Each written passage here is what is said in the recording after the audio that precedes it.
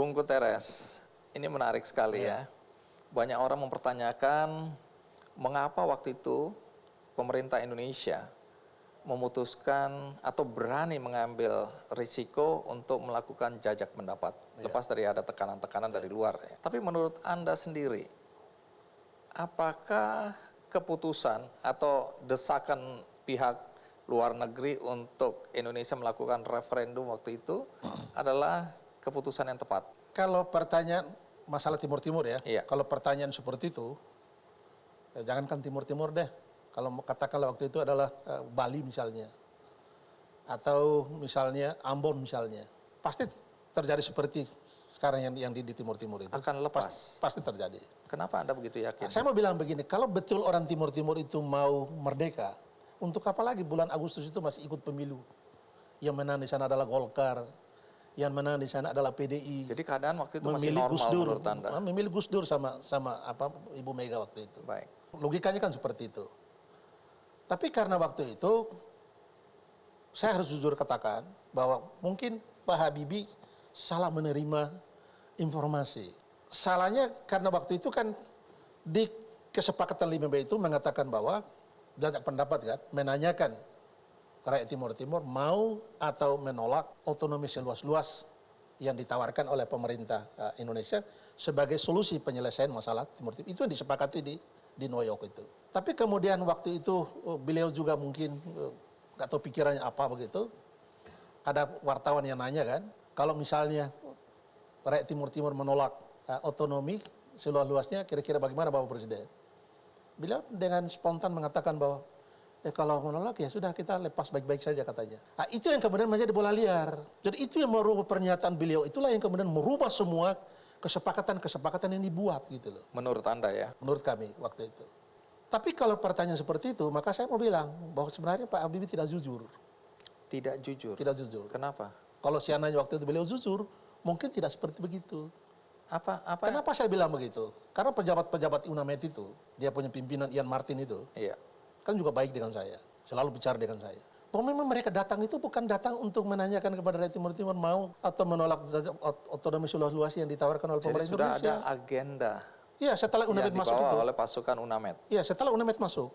Jadi mereka mengatakan kepada kita, kepada saya waktu itu, bahwa mereka datang bukan untuk menanyakan kepada rakyat Timur Timur mau atau menolak tapi otonomi seluas-luasnya. Mereka datang untuk memerdekakan Timur Timur.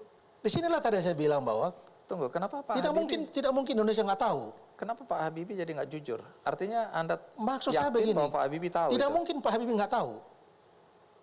Saya yakin, kami yakin bahwa Pak Habibie tahu. Kalau memang Pak Habibie tahu waktu itu, kenapa tidak terus terang saja kepada kami orang Timur Timur? Kenapa tidak panggil saja kelompoknya Sanana dengan kelompoknya saya datang ke situ menyampaikan kepada kami bahwa kalian tidak usah berkelahi lagi, tidak usah bertengkar lagi, kalian harus saling memaafkan antara satu dengan lain. Karena memang Indonesia memang mau melepaskan kan enak. Ini tidak. Ketika kami datang menemui Pak Habibie, kami nanya, Pak Habibie, sudah presiden waktu itu, apa betul Indonesia mau melepaskan Timur Timur? Apa jawaban beliau? Beliau mengatakan bahwa persoalan Timur Timur itu sudah cukup panjang dan harus diselesaikan. Indonesia sendiri minta kepada PBB untuk menyelesaikan. Tapi Indonesia tidak akan melepaskan Timur Timur. Karena Timur Timur adalah harga diri, kehormatan bangsa Indonesia. Dengan bekal itulah Anda berjuang. Kehormatan Indonesia. Dan bahkan katakan, jangankan setan, Tuhan sekalipun tidak akan menurunkan merah putih di Timur Timur. Pulang dan berjuang. Kami pulang dan berjuang. Tapi rupanya, misi UNAMED itu datang memang mau melepaskan Timur Timur. Jadi Anda disinilah tadi saya katakan bahwa tidak mungkin Indonesia nggak tahu. Jadi Anda mengatakan bahwa Pak Habibie yang paling bertanggung jawab di sini. Mestinya begitu. Karena apa? Beliau sebagai presiden waktu itu. Apalagi presiden bukan hasil pemilu. Lalu kemudian pidato kenegaraannya dia kan ditolak sama DPR waktu itu. Kenapa ditolak? Termasuk salah satu persoalan adalah melepaskan Timur Timur itu. Oleh karena itu, saya tidak mengatakan bahwa Pak Habibie bersalah. Tapi sebagai presiden waktu itu, mestinya dia tahu bahwa orang PBB datang itu misinya apa. Baik, itu... Coba kalau waktu itu misalnya Indonesia terbuka kepada kami, ya mungkin juga tidak perlu ada... Nggak harus ada pertumpahan darah. Tidak perlu. Nggak ada harus saling bunuh. Tidak perlu. Ada Baik. kejadian-kejadian begitu. Ini sejarah pahit Ya. Republik Indonesia dan sejarah pahit kemanusiaan. Iya. Ya, omong-omong, setelah sekian tahun berlalu, apakah Anda pernah berkunjung ke Timor Leste?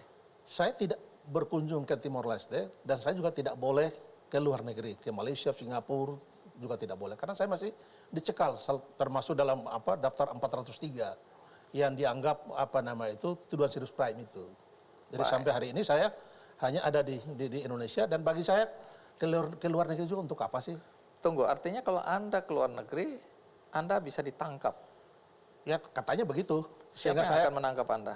Ya katanya sih kalau misalnya saya ke luar negeri, negara yang bersangkutan itu aparat keamanan yang di negara itu bisa menangkap saya karena kasus Kejahatan kemanusiaan. tuduhan serius crime itu. Gitu. Oke, kejahatan Ya. kemanusiaan Ya. berat, HAM, pelanggaran HAM Ya. berat ini ya. Ya.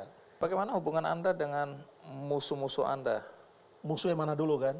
Musuh yang Kelompok-kelompok yang dulu pro integrasi. kan musuh yang mana dulu? Musuh yang betul-betul mengalami dan musuh yang hanya ikut berteriak padahal tidak mengalami apa-apa. Itu yang Misalnya terjadi di sana. dengan Gus Mau. Hubungan saya dengan Sanana baik, Sanana Gus Mau. cukup bagus, Leret cukup baik, Oke. Luolo baik, dengan pejabat-pejabat baik. Mereka selalu kontak, kami bicara bahwa bagaimanapun bahwa persoalan Timur-Timur itu harus diakhiri dan memang masalah Timur-Timur sudah selesai antara Indonesia dengan Timor Leste sudah selesai. Oleh karena itu hari ini Indonesia dan Timor Leste membangun hubungan kerjasama yang luar biasa yang harus kita dukung. Tidak boleh diganggu hubungan itu. Tapi ingat bahwa persoalan saya dengan Sanana mungkin barangkali belum selesai. Kenapa belum selesai? Karena ada orang dari saya yang korban, kehilangan tadi, yang dianggap bahwa Sanana adalah orang yang paling bertanggung jawab. Karena sebagai pimpinan tadi. Padahal saya yakin Sanana nggak mungkin bunuh orang. Saya percaya itu. Nggak mungkin. Jadi artinya Anda ingin menyelesaikan atau? Artinya kan begini, kita mau damai apa tidak? Kalau mau damai maka siapa mewakili mereka harus berkata jujur. Dan mau meminta maaf seperti rekomendasi KKP yang dibuat oleh Indonesia dan Timor Leste. Oleh karena itu mereka sepakat waktu itu zamannya Pak SBY selaku Presiden Indonesia dan Pak Sanana sepakat di Bali bahwa persoalan antara Indonesia dan Timor Leste itu serahkan kepada dua negara. Itulah yang termasuk di dalam terbentuklah KKP itu. Lalu kemudian salah satu rekomendasi KKP itu mengatakan demikian bahwa Indonesia dan Timor Leste wajib mempertemukan dua warga negara yang bertikai ini untuk bertemu. Tapi sampai hari ini kan belum kami dipertemukan. Oleh karena itu, yang paling bagus itu demikian. Kita taruh saja 5 kursi di situ dengan kesadaran sendiri tanpa disuruh kita duduk saja. 5 kursi itu? 5 kursi itu Untuk? ada kursi yang kita tulis Fretilin, Partai Fretilin, ada kursi yang kita tulis Partai UDT, ada kursi yang kita tulis Partai Apodeti, ada kursi yang kita tulis Kotak, ada kursi yang kita tulis Termalista. Lima partai ini harus memberikan penjelasan, pertanggungjawaban atas partai yang mereka bentuk yang kemudian orang saling membunuh antar manusia-manusia yang ada di dalam tiga partai itu. Kan seperti itu rentetannya. Tujuannya bukan untuk mencari siapa yang salah, tapi rekonsiliasi. Rekonsiliasi.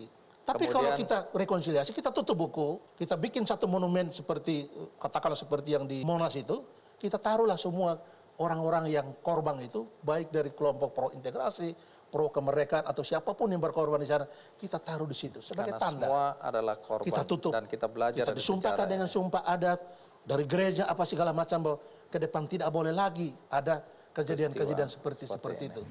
Mereka untuk hidup itu susah sekali Pak Presiden.